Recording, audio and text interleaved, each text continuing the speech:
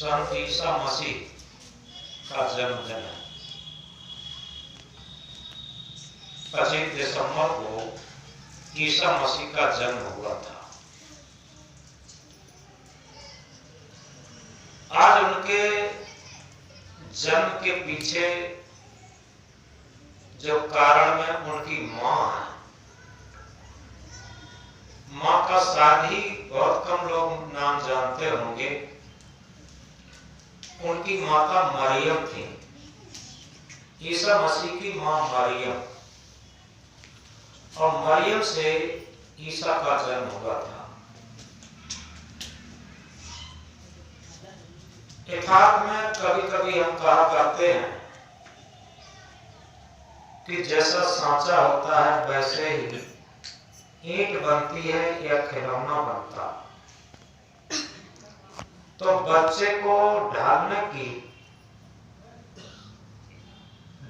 के लिए मां बहुत बड़ा सांचा है। और सच पूछिए तो मां के सब संस्कार बच्चे में भी जाते हैं। सब भी जाते हैं, असब भी जाते। तो संत ईसा के जो उनकी रहनी कहनी थी, और सबसे बड़ी बात उनके अंदर सेवा भाव था। रात में गरीबों की, दीन दुखियों की, अपाहिजों की, जिनके घर में रोटी नहीं होती थी, ऐसे लोगों के यहाँ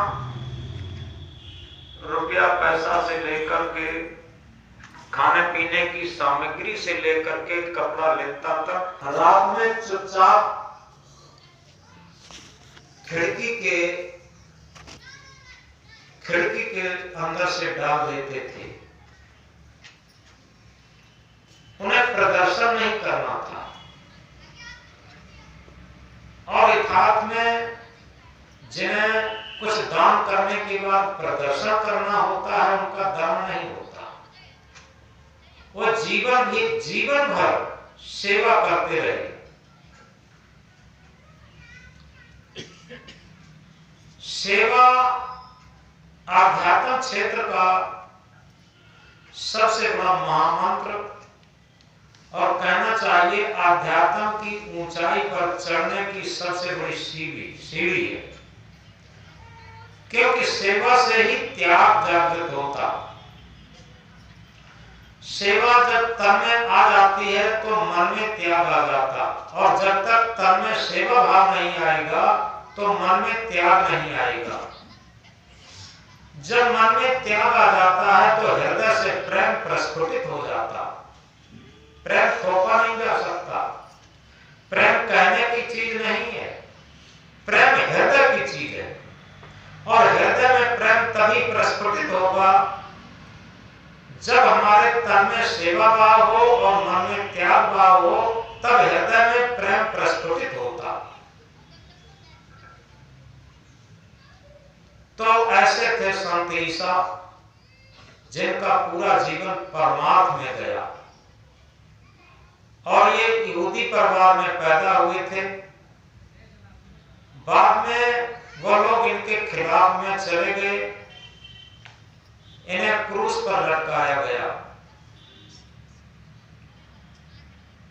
जब वो क्रूस पर लटकाने वाले लोग इन्हें कीड़े ठोक के मार रहे थे, इनके मुंह से निकल रहा था, प्रभु इन्हें क्षमा कर देना, ये नहीं जानते कि हम क्या कर रहे हैं।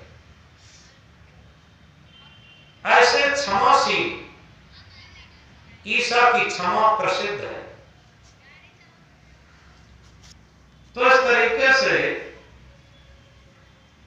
आज उन्हें याद करके उनकी मां को भी याद करें। मरियम उनकी मां थी।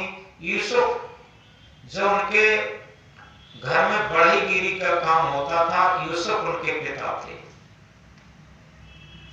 तो आज उनका जन्मदिन विश्व के कई देशों में बड़ी धूमधाम से मनाया जा रहा है। और सेंटा क्लॉज के वेशभूषा में आज तरह तरह की झांकियां बच्चे प्रस्तुत कर रहे हैं, लेकिन यथार्थ में अगर उनके बताए हुए रास्ते पर उनके सेवा भाव को अगर हम धारण कर लेते तो बहुत बड़ा काम हो जाता। क्योंकि महापुरुष का जन्मदिन, उनकी जयंती और उनका ज्ञान कह लेना, जयंती मना लेना और खीर पकवान खा लेना, ये बहुत छोटी चीजें हैं। उनके बताए हुए अमृत उपदेश, उनकी रहनी कहनी का सूत्र अगर अपने जीवन में उतार लें तो हमारा जीवन महान हो जाता।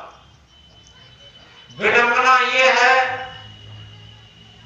कि जिस समाज में वो पैदा हुए थे वही लोग उनके दुश्मन बन गए, उन्हें क्रूस पर लटका दिया।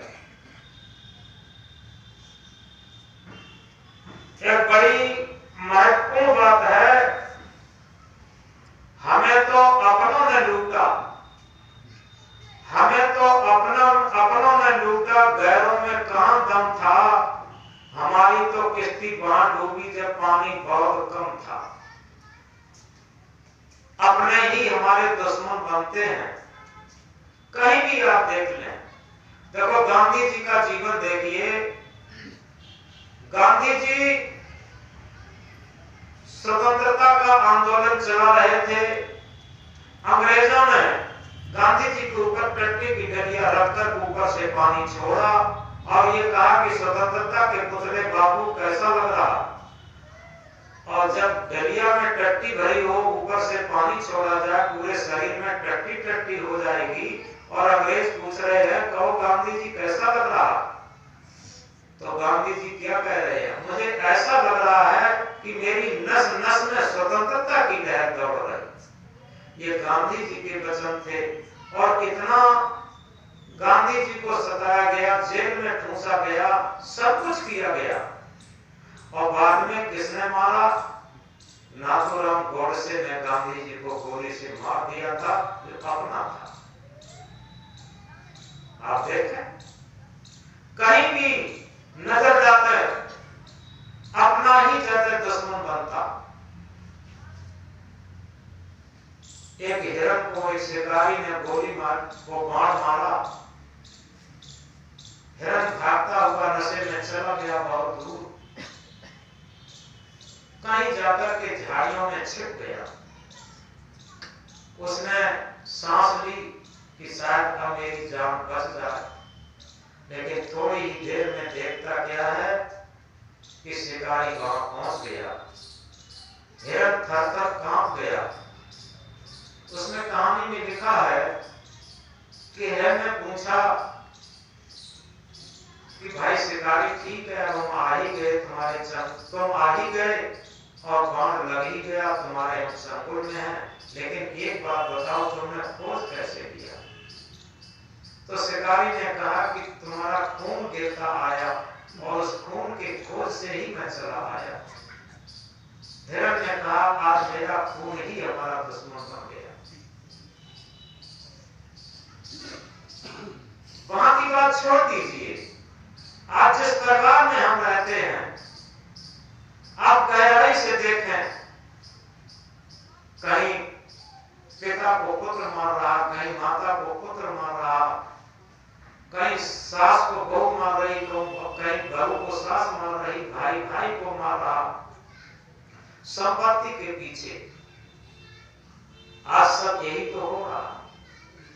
पूरा जीवन कमा कमा के जिस परिवार को पाले पोसे, सारी समृद्धि दी, सारे सुख दिए, और वही परिवार जब बुढ़ापा आ जाता है, जर्जर अवस्था आ जाती है, तब वो लोग सीधे मुख से बात नहीं करते, जली कड़ी बातें और सुनाते। तो ये कौन है? ये अपने ही तो हैं, कोई दूसरे नहीं है।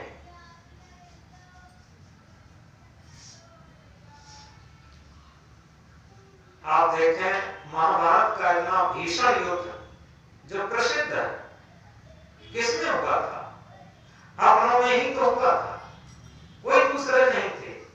भाई भाई थे, चचेरे दाऊ के सब भाई भाई थे। और भाई भाइयों में इतना रक्तपात हुआ, जो इतिहास प्रसिद्ध हुआ, खून की नदियां बह गईं। आज भी कुरुक्षेत्र में लोग जाते हैं, बताते हैं लाल मिट्टी है, पता नहीं लाल मिट्टी का रंग हो या क्या हो, लेकिन इतना खून बहा, इतना खून बहा, कुछ कहा नहीं जाता। ये कौन थे? अपने ही तो थे। दूसरी बात, एक बड़ी अच्छी कहावत है, आज के विचार में भी लिखा है, समय कैसा रंग भरता है, समय कैसा रंग भरता है रात की तकदीर में, समय कैसा रंग भरता है रात की तकदीर में, कल क्या होगा सुबह की तकदीर में। समय एक ऐसी चीज है, रात में पता नहीं क्या रंग भर जाता कि सुबह सुबह होते ही सारी योजनाएं बदल जाती। राम के जीवन को देखिए, राम के जीवन को देखिए, राम की राजगद्दी की तैयारियां हो रही हैं, अयोध्या दुल्हन की भांति सज रही है, खुशी चारों तरफ मनाई जा रही है, और राम को नियम संयम बता दिया है कि सुबह तुम्हारी राजगद्दी होगी। रात में राम जिस नियम संयम बताया गया था, तो आचार्य लोगों ने वो नियम संयम से पालन कर रहे थे, लेकिन रात में ही दूसरा रंग भर गया। मंथरा ने जाके कैकेयी को से उसका दिमाग पलट दिया। कैकेयी को भवन में जाकर लेट गई, और कैकेयी ने सुबह होते होते भरत को राजगद्दी और राम का 14 वर्ष वनवास मांग लिया। जब 14 वर्ष का वनवास मांग लिया, कहां राजगद्दी की तैयारियां हो रही थी, और सुबह रंग बदल गया, समय ने रंग बदल दिया, और दशरथ को बड़ी मजबूरी में राम को वनवास की आज्ञा देनी पड़ी। दशरथ राम वन को चले गए, राम वन को चले गए, और दशरथ हाराम चिल्लाते चिल्लाते प्राण छोड़ दिए। कहां दशरथ सोच रहे थे?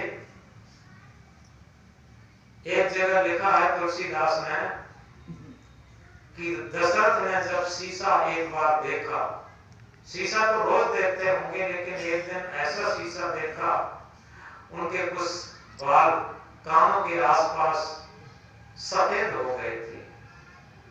तो उस दिन उन्होंने दशरथ के मन में आया कि ऐसा करें, राम को राजगद्दी दे दें और अपना सुकून से जीवन व्यतीत करें। और उसी योजना से राजगद्दी की तैयारी हो रही थी। उधर हो गया, उन्हें क्या पता था कि राजगद्दी देना हमारे लिए काल का कारण बनेगी। ये काल किसने दिया? दशरथ का मरण कैसे हुआ? जो अपनी प्राण प्रिय पत्नी कैकेयी थी, उसी ने तो दिया। बताओ किसने दिया? तो इस तरीके से आज इतिहास भरा पड़ा है, और पूरे जितने भी साहित्य हैं, महाकाव्य हैं, वो इन्हीं से तो भरे पड़े। रावण और विभीषण भाई भाई ही तो थे, बाली और सुग्रीव भाई भाई ही तो थे। आप बताएं, राम बाली को भी नहीं मार पाते थे अगर विभीषण सुग्रीव न बताता तो, और रावण को भी न मार पाते अगर विभीषण न बताता तो इस तरीके से ये कौन थे? सगे थे। बाली का भाई विभीषण सगा था, रावण का भाई बाली का भाई सुग्रीव सगा था, और रावण का भाई विभीषण सगा था। तभी तो कहा कि हमें तो अपनों ने मारा, गैरों में कहां दम था। हमें तो अपनों ने मारा, गैरों में कहां दम था। हमारी तो किश्ती वहां डूबी जहां पानी बहुत कम था। हमेशा हम जहां बहुत मोह करते हैं, बहुत आसक्ति करते हैं, बहुत अनुकूलता बनती है, निश्चित है वहीं से प्रतिकूलता आती, वही हमारे काल का कारण होता। इस प्रकार हमें बहुत सावधान रहने की जरूरत है।